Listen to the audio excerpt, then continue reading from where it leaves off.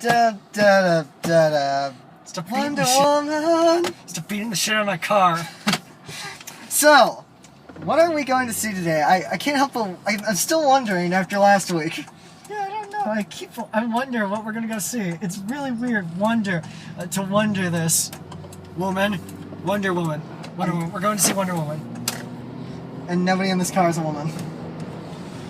But today, yes, we are going to see Wonder Woman, the movie that may just save the DCEU. For the first time on this show, we can finally say with absolute certainty that a DC movie is not getting hammered by critics. Yes, because the little movie that nobody expected to save an entire franchise looks to be the best movie of the summer so far. One of the best reviewed movies of the summer so far. It is Gal Gadot as Wonder Woman. It is a controversial movie for a number of reasons. Mostly because one theater in Texas is having some women-only screenings for like 1 or 2 showings.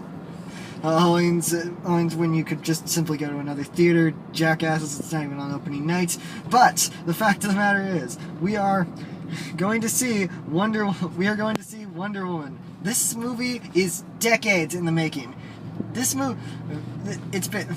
So many directors have been handed the reins and taken them back. We have got Ivan Reitman, Joss Whedon, Ivan Reitman, or as we rational people call him, Paul Feig, and Patty Jenkins, who, after stepping away from the movie originally because she became pregnant and couldn't take on the job, has now officially came back, and she directed this iteration of Wonder Woman. And this was obviously a gamble because Patty Jenkins has only directed one theatrical film her entire career, 14 years ago with Monster. But that won an Oscar for Charlize Theron, so why not? So why the hell not bring her in? And she apparently, it would appear she has come in and basically made the ultimate Wonder Woman movie, which is not, which most people believe is a difficult thing to do. But most people comic book fans pretty much agree it's not a difficult thing to do to make a Wonder Woman movie. Yeah, you just need to actually get the right people together to make a Wonder Woman movie, and I think they did. It looks to be a solid movie with a lot of great stars in it. Gal Gadot, we will probably be pronouncing her name about 60 different ways throughout the entirety of this movie, throughout the entirety of this review. Who was already one of the best parts of Batman v Superman last year. And honestly, a lot of people have been spending the last year hammering in that Batman v Superman sucked. But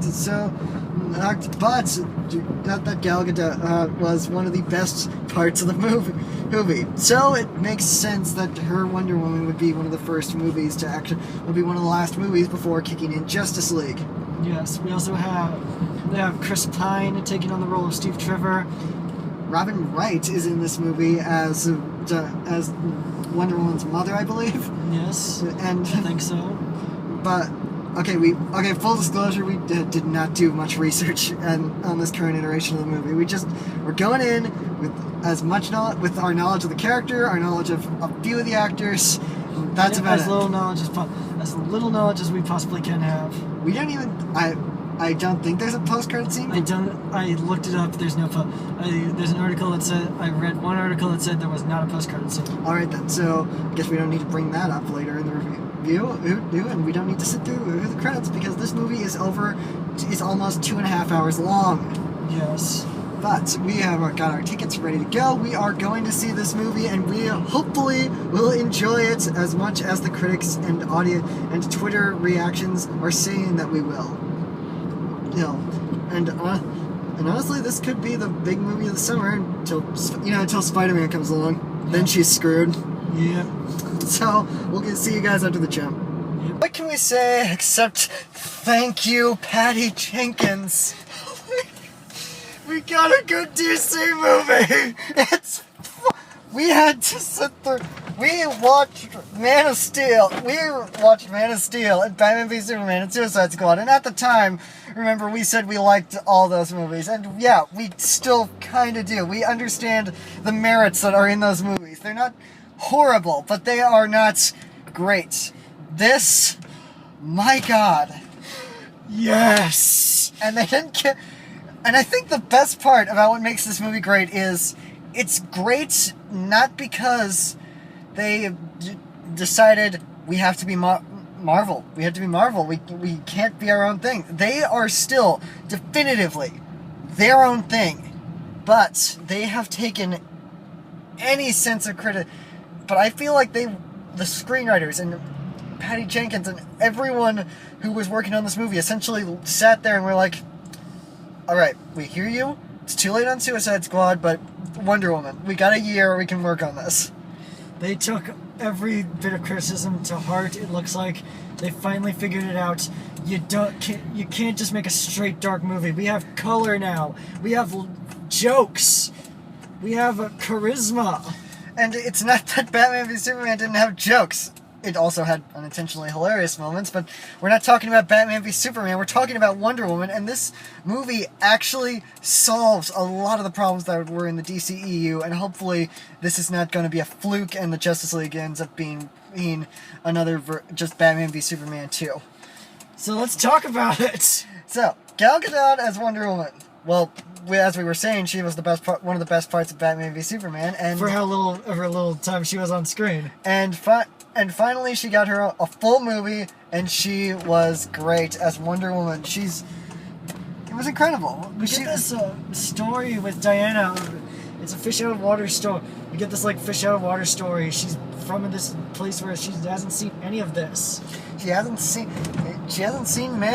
we as the audience kind of understand it, even though this takes place decades before, at least over a century before right now, but at the very least, we at least understand most of the things she's doing, and so that's where kind of the idea of the fish out of water story comes from. But really, this movie is told in two parts. There's part one where we get kind of the setup of the lore of Wonder Woman, the idea of this is her world, these are the rules she has to abide by. And all of this is within the first hour. We get 20 minutes before we're even introduced to a male character. And all that time, there are no action sequences for the first few minutes, and it's just to get us a sense of just to get us all caught up to speed, and that's good. We're not building a whole.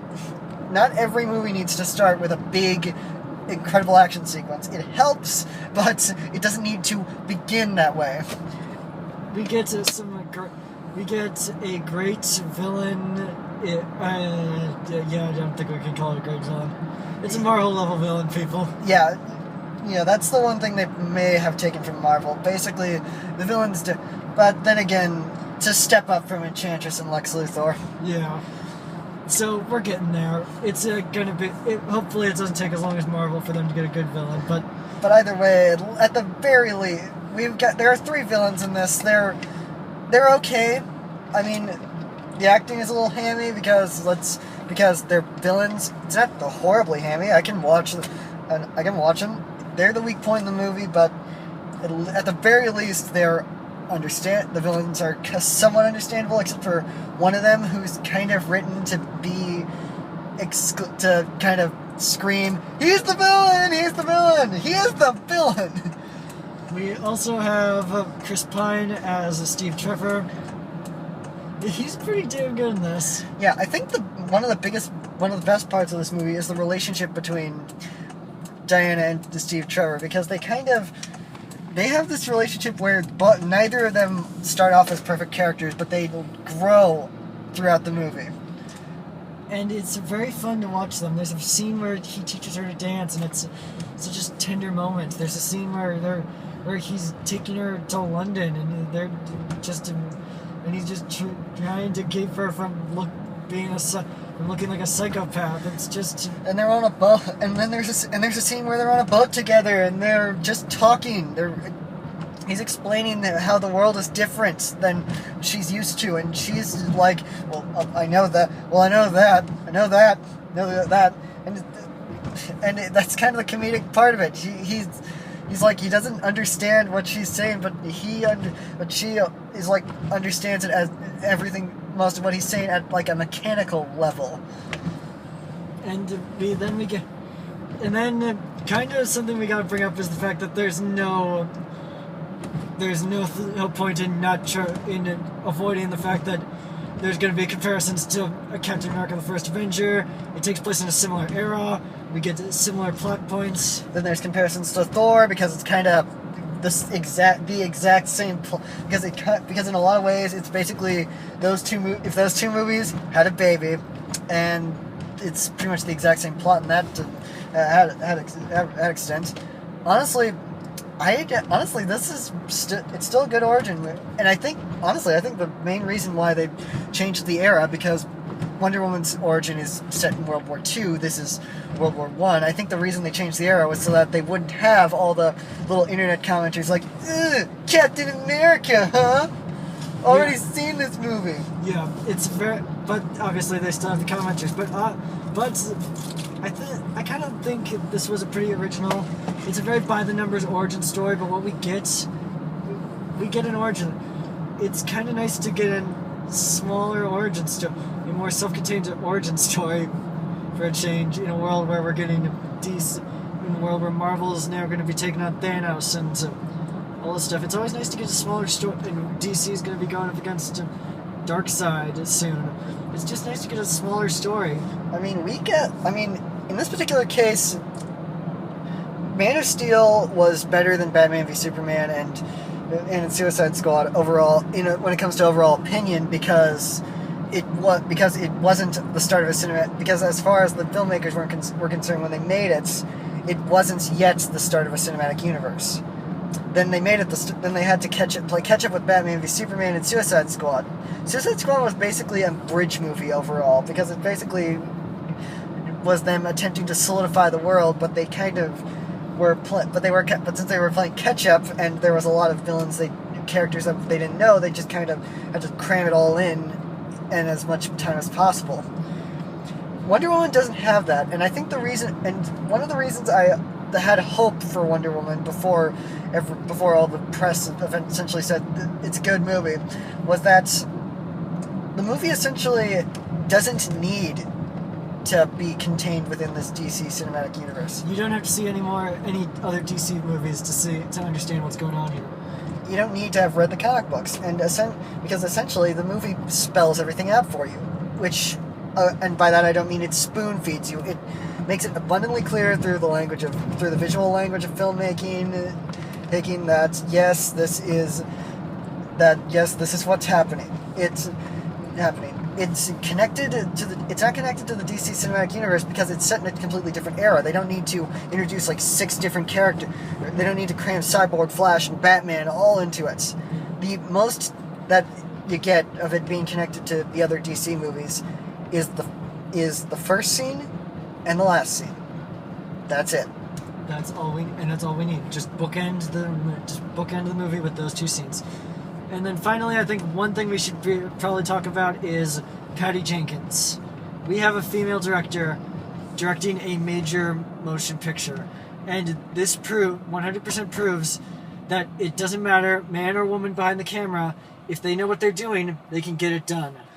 And in the end, I think this is going to break, and I'm sorry, Elizabeth Banks, but I think this is going to break your record. Yeah. And except Elizabeth Banks' record was based on a directorial debut. Either way, and one more thing, the score is fantastic. Like Hans Zimmer's new iconic Wonder Woman score, still incredible. You get amped up just before you're like, it's coming, and then the second it goes, yes. Everything about so much about this movie is incredible, and it blows Suicide Squad and Batman v Superman out of the water. So much. It's the best of the DCEU has to offer so far. And let's hope let's hope Justice League shows that there is a lot more that this was not a fluke, especially under the post-production supervision of Mr. Joss Whedon. Yes. But until then, guys, I think that's it for today. Yep, that's it for us. We will see you guys next time when we get real gone. Bye. Bye.